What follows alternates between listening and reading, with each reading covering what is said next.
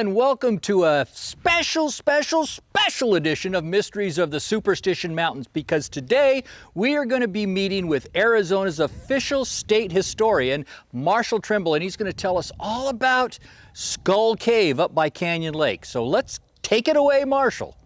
Marshall, I've heard all sorts of stories about Skull Cave, but what is the real story? Let me give you a little bit of background, Charlie. The Civil War broke out, and it was about the same. It coincided with the accusation of Cochise of kidnapping that youngster, which was wrong. He didn't do it, but he was accused of it, and it led to some deaths and it led to a 10-year war.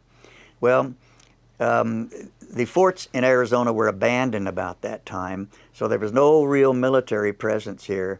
So it was up to the civilians, and people were pretty bitter about the being abandoned by the military, but they were fighting a bigger war back east. And so gradually they began to bring troops in again as the war dragged on. But a lot of times the citizens, it was up to the citizens, King Woolsey and people like that, you know, who went out and just did punitive expeditions against the Yavapai, Tonto Apache, and further south the Chiricahua. So all of this was going on, and then in 1871, a large group of Tohono O'odham Indians from Tucson, living near Tucson, banded up with a large number of Mexicans in Tucson and some Anglos, and they went up to Aravaipa Canyon, where the Aravaipa Apaches were, accusing them of the atrocities out and around Tucson, because you could venture outside of Tucson and be taking your life in your hands at that time. It was so scary. And so they went up there and massacred a whole bunch of them, but unfortunately most of the warriors were away, and it turned out to be mostly women and children. But they got back, and they were hailed as heroes in in Tucson. Not so in Washington. President Grant called it purely murder, and he said we got to make some changes out there in Arizona, so we're going to start a peace policy. So he sends a one-armed general named Oliver Howard out. And he was a real religious guy. The Apaches thought he was kind of strange, because they thought before he ate, they noticed he talked to his plate. So they were quite amused by that. But Howard persuaded the Chiricahua and Cochise to make a treaty and end the war. So that took care of the Chiricahua temporarily. For as long as Cochise was alive, he kept his word, and they kept the peace. But up here in the mountains, the Yavapai and the Tonto Apache had been having things their own way, and they weren't interested in all in having any kind of a peace treaty or moving to a reservation.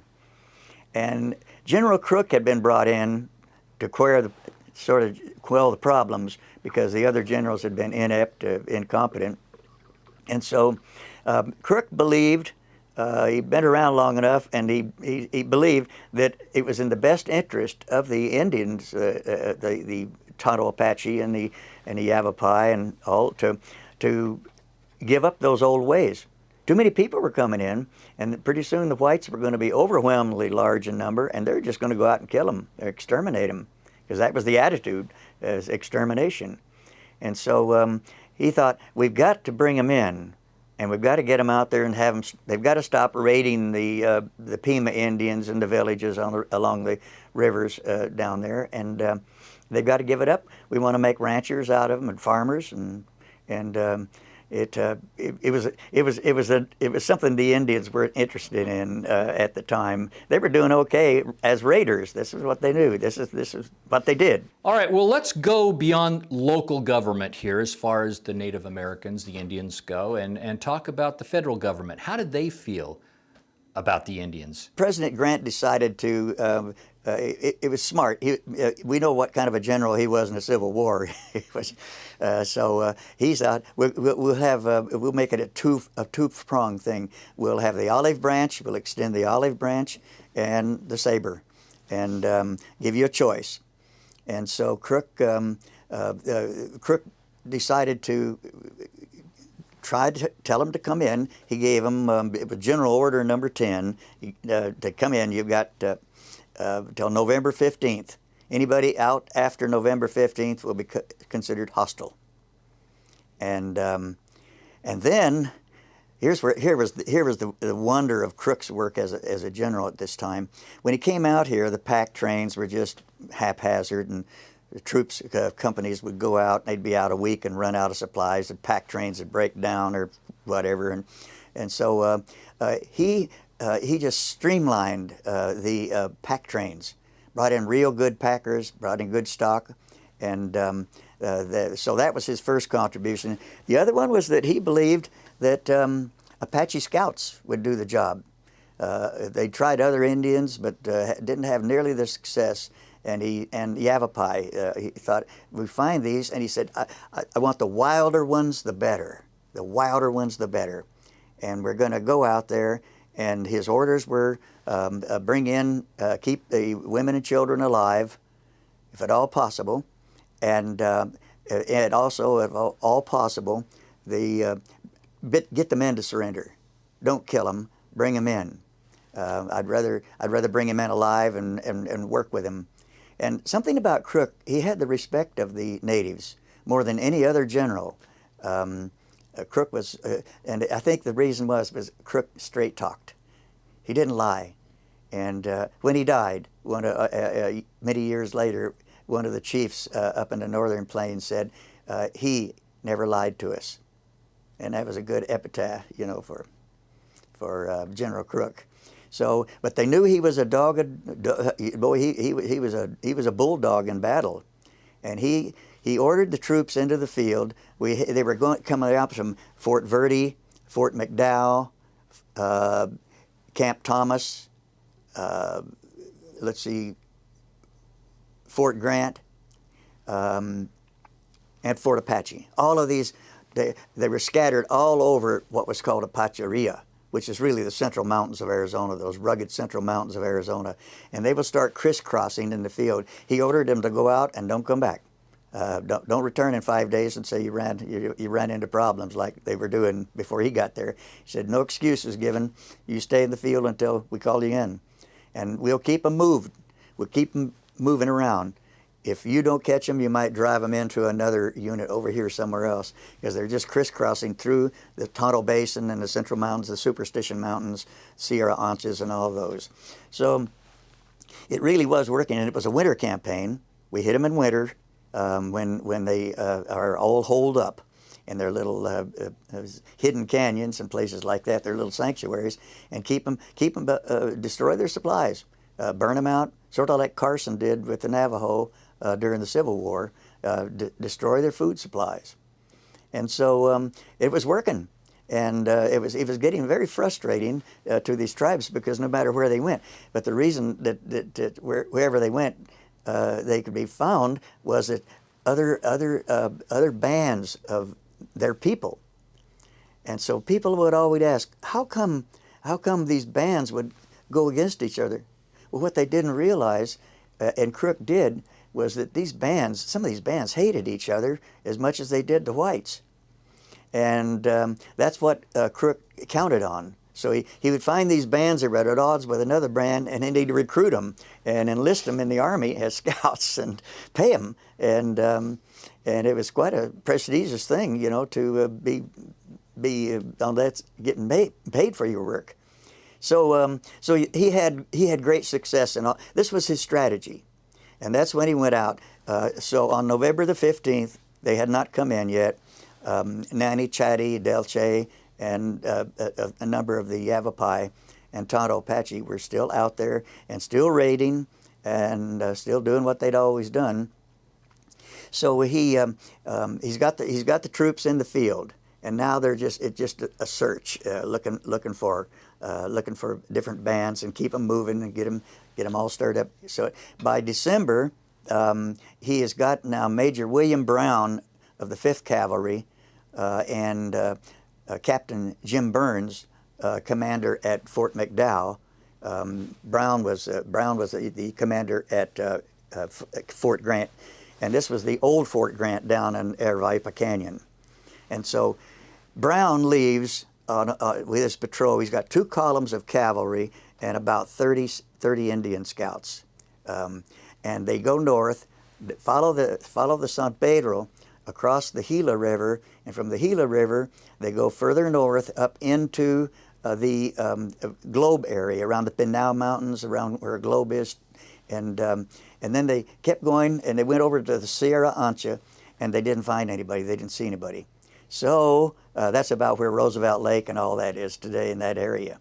And so he turns back south, and he heads down, and in the Superstition Mountains, he encounters Captain Burns, and he's got about let's see, he had nearly 100 Pima scouts with him too, but Brown's got the Yavapai scouts, and so they decide to join forces, and they headed north then out of the Superstitions over towards the Four Peaks. And they're at the base of the Four Peaks on December 27th, and they're going to go into those rugged, jagged, impenetrable canyons we call the Salt River Canyons and so forth, all that area. And I've ridden in that area too, and it is rough. You have too. It's rough country. And but they were so far in there. In fact, Nani Chadi, who was the leader of the group of Yavapai in the canyons, he said, we many times, he bragged at Fort Verde. He says, we've seen your soldiers looking for us, and we stood up there high above you and watched you look for us, and you never found us, and you never will, he said. He said, you never will find us. All right, let me ask you this. How did they find them? And they've got a scout, their lead scout, named Nante, and he is he's got to have his medicine has got to be just right, and he spots a bear track. So what was the significance of them finding a bear track? Well, to them, the bear track is a good sign. That's a sign that the enemy, you're gonna meet the enemy soon, and he'll be yours. And so he's all good, and he wants to wait until a certain star comes out at night. Marshall, you amaze me. Where did you get all this information? Where did I get all this? Well, John Burke, Lieutenant John Burke, who wrote the famous book On the Border with Crook. He was a young lieutenant, and he was with Brown's outfit at this time, and he gives a first-hand account. He would later be Crook's aide-de-camp, and then wrote the great book On the Border with Crook. And it is a classic. It's probably the best primary source of material on the Apache Wars today and the Yavapai Wars. Well, anyway, Burke is with him, and he's taken, he's writing it all down, and that star comes out, and they're ready to start moving. They're going through some scary country because they're in a sharp, steep-sided canyon there. They take off their boots, and they're wearing moccasins now, so they won't make noise, and can move quietly through there. They're creeping up, and they still don't know what they're going to run into, and it's dark. And if it's probably better if it's dark, as if you're looking, you're going to see 1,000 foot down to the river if I make a bad step. So they're going along, just creeping along, and they spot an old rancheria. All right, well, I'm a little rusty on my Spanish, so what does that word mean? Which was camp, and they know they're getting close, and then they see some animals, and then they hear some noise. They might have been out. Burke thought they might have been out on a raid and come back. Whatever they were not posting sentries. They were just having a good time, and they're ready to go. So they get them all. They move the troops up, and the scouts are all there, and they close in on that cave. Marshall, Dave and I, a few years back, went out looking for the cave off of Canyon Lake there. We thought we had found it, and it wasn't it. So we spent the whole day for naught, so to speak. But tell us about the cave itself. Give us a little bit of a description of the cave and what we need to look for. Now, the cave is really, it's not a cave. It's just more of a dome of some kind, impervious dome. It just cut out of a hollow out of a mountain, but it's pretty good sized. And I've been in there. When I went in there, it was by boat. We came in, a couple of us, and came in there and climbed up some steep cliffs, and then it was a long, long slope up to the cave itself. So there's open areas. Well, that was the way we came in from down below, from the river. But the troops came in from over the top. They were up here coming down, and they got down to this area, and then they were able to form in front of the cave, and they were ready for action. But first, Major Brown calls on them to surrender. Well, there were just a bunch of defiant cries coming from inside the cave. They'd never been beaten. There's no reason to think they were going to get beaten this time. But firepower is going to be important here. So Brown opens fire, and there at one point in the in this fight, they have a little boy wanders out. They were shooting, and they were shooting at the roof of the cave, and the bullets were ricocheting down, coming down, just ricocheting bullets flying all over. So they were taking casualties in there, and the little boy comes out. He has a little minor wound, and he just, poor thing, is about crying. He's scared, and the scout, he runs up and he grabs the kid and takes him back to safety. And for that, he would later be awarded the Medal of Honor. His name is now at the state capitol with the heroes at the hero play, engraved on that monument. So anyway, here comes Captain Burns. He'd been out on patrol, gone up another way, and he was up above, and he comes up with his troops now, and they're looking right down on the battles down below them. They're up here on a high cliff looking down, and he comes up with an ingenious plan. I call it the hanging chads, I guess. They take their suspenders off, and they make little harnesses. They come up with 2 harnesses, and they lower these guys over the edge of the cliff in a harness. You get great visuals on this. and so they've got pistols. And so they just start shooting. They start shooting, and then they get carried away. When their pistols are empty, they threw them. He said he hauled them back up, but that gave him an idea. Let's roll boulders down on them now, and they started a young avalanche, and it just raises havoc. It has just gone crazy inside that cave, and people are hollering and screaming, but still defiant. Well, why didn't they let the women and children out of the cave? Brown had said, let your women out, and they'll be safe. And no way. They were defiant too. So these people were not gonna, they were not going to give in. They were brave. They were fighters. And so but after the avalanche, there's just nothing but chaos inside. And there are, I think they counted the dead when soldiers went in.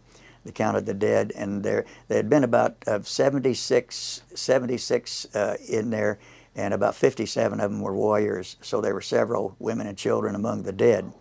And they captured, they had 18 women and children captives was all they wound up with. A little sidebar there, one of the ones captured was a little boy named, that would become, his name would be changed.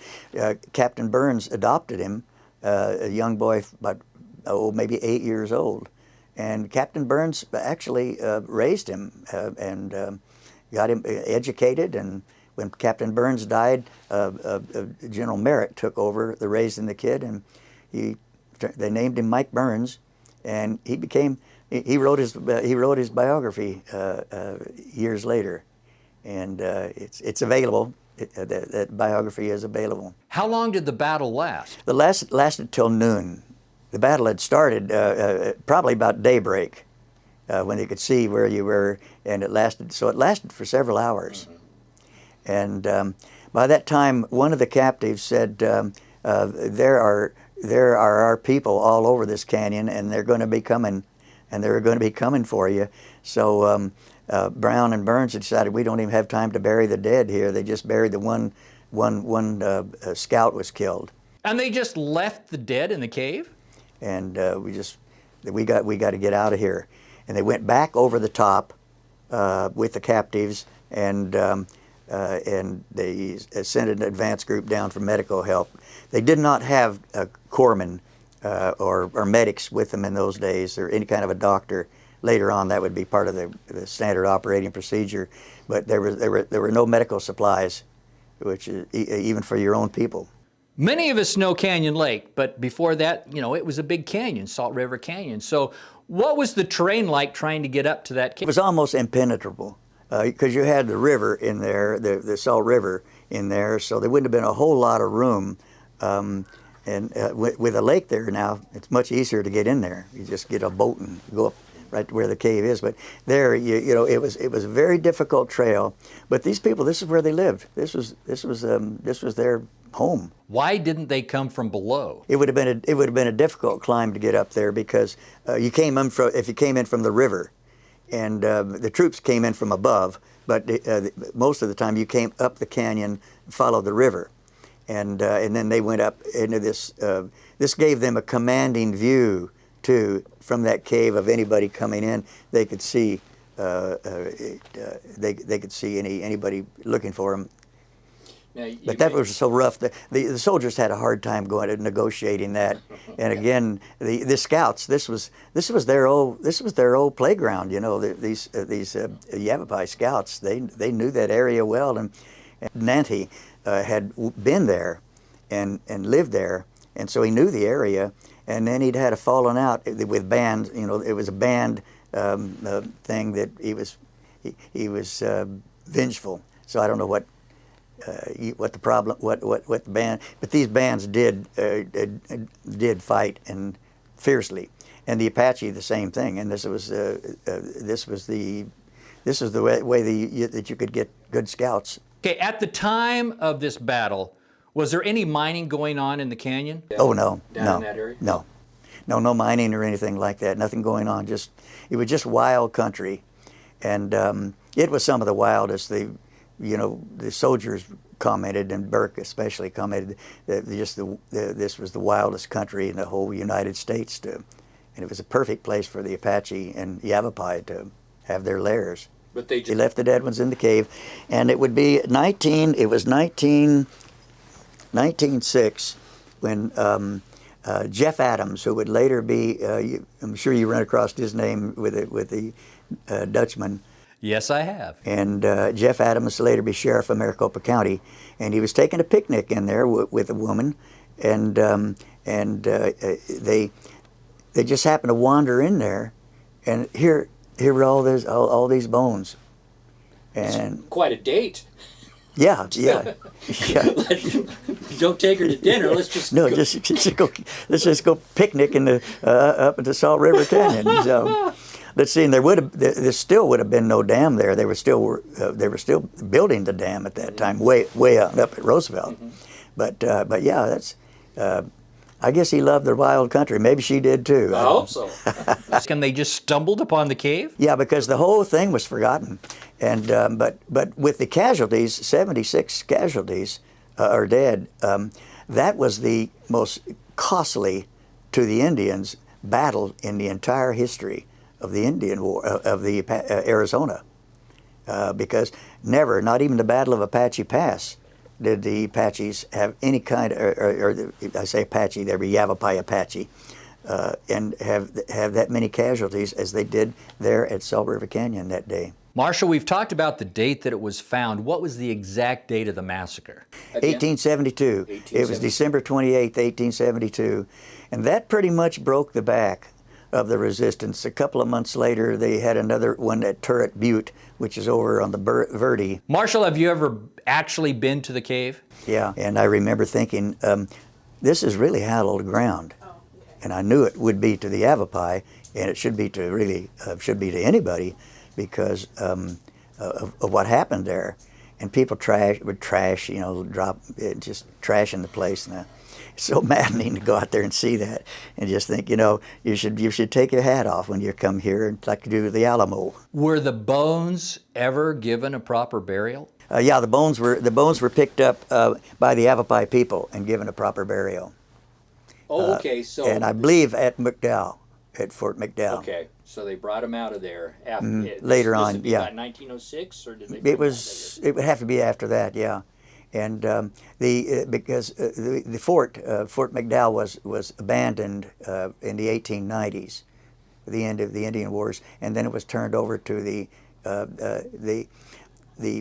Yavapai Indians. The Yavapai had been, when they surrendered in 1873, 2,100 of them surrendered at one time to General Crook in Camp Verde or Fort Verde. And then, wouldn't you know, the best friend the Indians had was General Crook, and Crook was transferred to the Northern Plains. He had a rendezvous with destiny at a place called Rosebud on the way to meet with General Custer. And so then they were up there, with the Twin Buttes, and they were fighting. They were really fighting a formidable foe up there with the Lakota. But Crook left, and when Crook left, things started to go bad here. The Chiricahua were then taken away from the reservation that had been awarded them, which was down in the Chiricahua Mountains. That was their home, but they were moved to San Carlos, and it was this whole thing was a fight between the Department of War and Department of Interior for who's going to have charge of the Indians. So what they were attempting to do is to mix all the tribes and put them on one reservation? Yeah. The Chiricahua, there was no love lost between the Western Apache pretty much and the Chiricahua. But they wanted to group them all together. They wanted to put them all together, yeah. One reservation. Yeah. And San Carlos, which was Hell's 40 acres, they called it. It was just it's nothing to write home about today. And then, of course, you had the White Mountains. But the White Mountain Apache, they had allied, Alchese and people like that, had allied with the Army. And when the Army wins, they got prime property, which they have today. And but the Chiricahua, they got a one-way ticket to Florida, and never were allowed back in Arizona officially. They let some of them around in the 1900s. They moved them finally to Fort Sill, Oklahoma, and by that time they'd been several generations, and so they never came back as a tribe. And anytime they did, the other Indians didn't want them either. It was resisted, so to this day. And the sad part of it is, we're talking about scouts. When the war ended and the Chiricahua were sent to Florida, they put the scouts with them too. Their only crime, they were Chiricahua. All right, so after the scouts helped them so much, they rewarded them by putting them on the train and sending them off to Florida as well. Martin and Keita were two scouts who were with Charles Gatewood when they persuaded Geronimo to surrender. And they went on. They were put on the train too. It was a real crime, and Crook had a fit. Crook was now retired, and when all this was going on from the Army, and but there was nothing even he could do. He fought for him, but to no avail. Marshall, I really appreciate you sharing this story with us. I believe that it's a tale that really needs to be told. Yeah, so that's a tragic. That's the whole tragedy of the thing, is that it could have been handled. It could have been so different. It could have been done differently. Well, there you have it, straight from Arizona's official state historian, Marshall Trimble, as he tells us all about Skull Cave. Join us again for the next edition of Mysteries of the Superstition Mountains, when we share more of the mysteries of the Superstition Mountains.